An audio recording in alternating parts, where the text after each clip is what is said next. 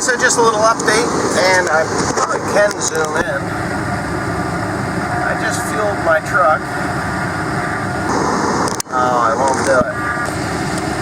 I just fueled my truck up, and it took 157.1 gallons of diesel fuel to go 460 miles yesterday. No, 860 miles, 430 each way. 860, which gave me, what, 5.5 miles to the gallon, about 5.5 miles to the gallon, not quite 5.5 miles to the gallon of Weasel fuel to do the job. So that's actually pretty good for a C15 6NZ. I really would like to have this thing, the top end done, meaning valves adjusted, because I'm sure if I have the valves adjusted, that this thing will most definitely do 6 or close to it.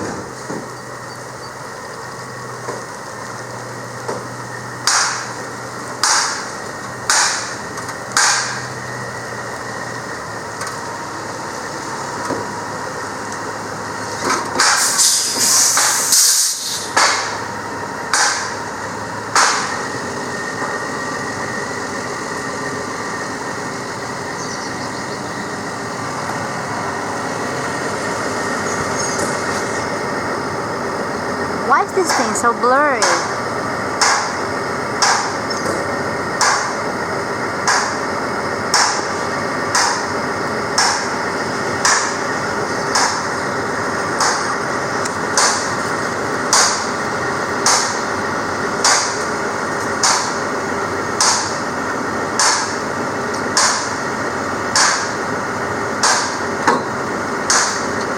Hey, put there, Bob.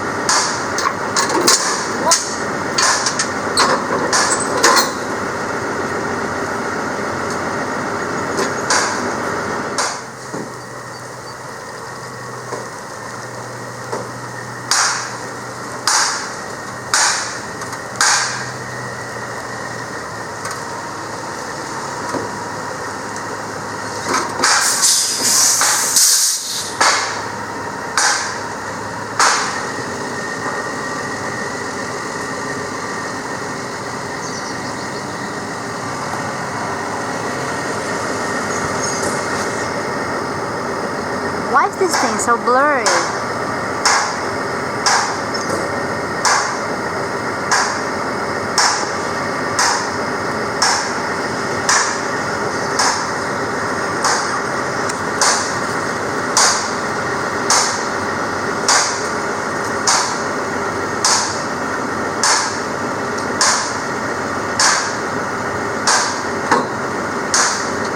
Hey, put there, Bob.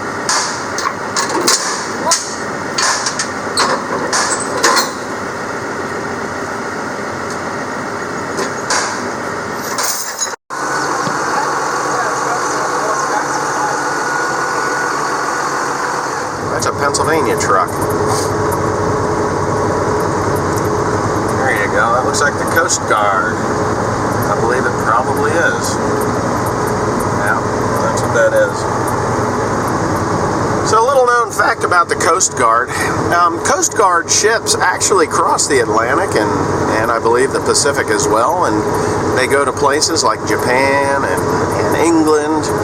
Coast Guard ships are not very big, but they do travel across the oceans. The Coast Guard was actually in in Vietnam, believe it or not. If you were in the Coast Guard during the Vietnam era, you would know this, but a little known fact that people don't know is that the Coast Guard does not just guard the coast of the United States. They are deployed elsewhere in the world, and they serve all over the world. I know a fellow that was in the Coast Guard, and he probably does watch this channel and may even see this this little vlog that I'm doing right now, and say thank you. And thank your Coast Guard servicemen as well as all the other military branches. They are military. Yes, so Coast Guard does travel throughout the world and does good things throughout the world. Their main thing in New Jersey Coast Guard is to check shipping, and they go into the ships and do a sweep to see if there are any stowaways on the ships that are coming from China and other areas of the world into our ports, and waiting and waiting. And the first test they do is the sniff test. Those are double-hulled ships, and that's where stowaways actually hide, is in between the two hulls, and they just kind of hang out in there. And the sniff test is for the smell of urine and feces. You kind of can't get away from the fact that human beings are animals, and they crap and pee as well. And when you're on a boat for a couple of weeks crossing an ocean to get to your new destination or your new place of residency, like the United States, illegally, and that, ladies and gentlemen, is a nuclear submarine. There you go. How many farming channels actually show nuclear submarines? See it out there? Right there. It's just kind of like a black machine right there. I hope you can see it. Oh God, can you see it? If I could get my camera right, you should be able to see it. Oh, come on, Leslie. It's there. It's there somewhere. Yeah, it should be right there. Anyway, nuclear submarine going. That is cool to see. I've never seen one up close and personal, but it is right there. Right there. Anyway, going into the next tunnel. Okay, so brakes go bad. Brakes go bad, and I have to replace them. Drums, and shoes. I don't know if you've ever seen me do this, probably a couple of dozen times already you've seen me do it. I'm pretty sure you have. What'd I do? Oh, there they are. So you got to knock those little pieces in there. Oh, the pieces that I absolutely hate to replace are these things, and I really should replace them. I just can't seem to get the sons of bitches to come out. Right?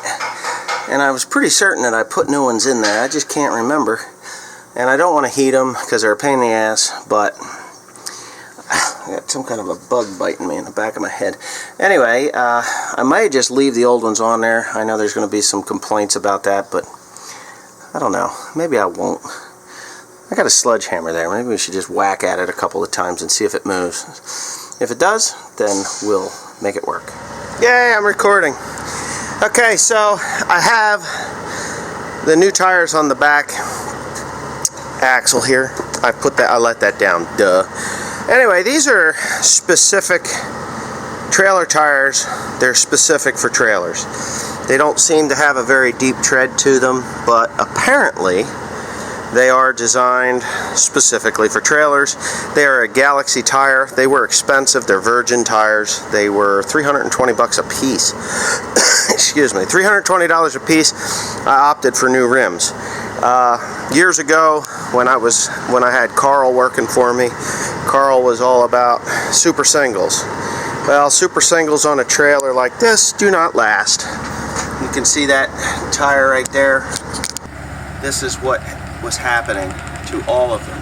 This is the third one of these that has happened, that they cracked out on the inside. These are spread axle tires, spread axle trailers, and there's a lot of twisting action, and it just tears the tires up.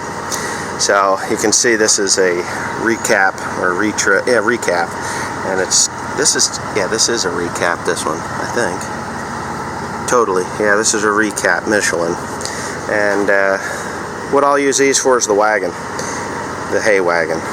But yep, so that's the deal there. We're changing back to the tandems. The thing I really didn't like about these was when a tire did that, it would blow out and you're stuck along the road. And you got to go rescue a person. I don't like rescuing people.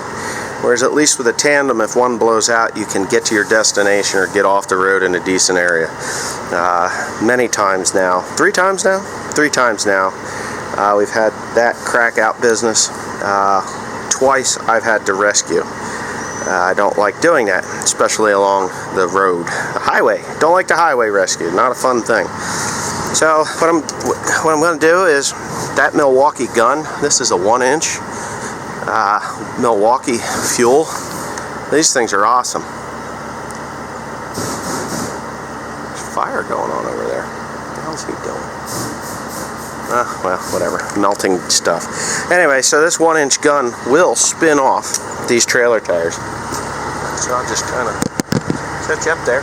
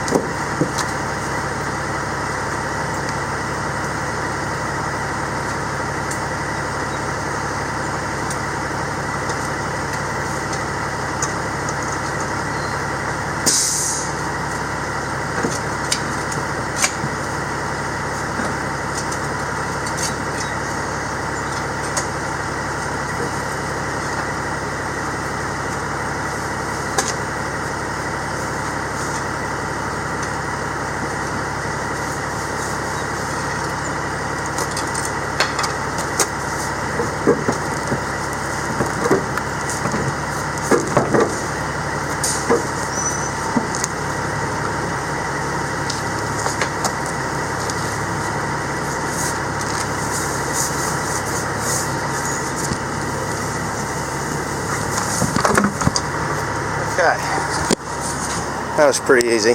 I got the brakes off. I started the truck. Didn't leak out all night. I started this project yesterday. So I have discovered why the trailer wasn't braking or the dam. Right here on this slack adjuster. Hold on.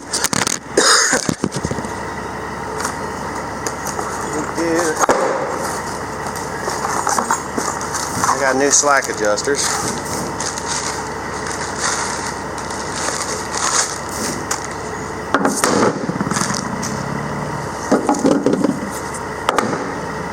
So with the slack adjuster, it's broke. It's missing this piece. Okay? And that little piece there is what causes the slack adjuster to take up the slack. These are pretty good. I like them. But these are probably the better ones. I really like these over the ratchet style, the ones that are internal. These are much better. But it broke off, so I bought two. I wish I had bought three, but I bought two, and I've replaced one, and the slack adjuster on the other side is bad. So technically, Lewis was complaining that this thing wasn't stopping, and I pulled it and I agreed, it doesn't stop. So I pretty much figured out that it was the slack adjusters, and those slack adjusters are getting replaced, along with the brakes, drums, blah blah blah.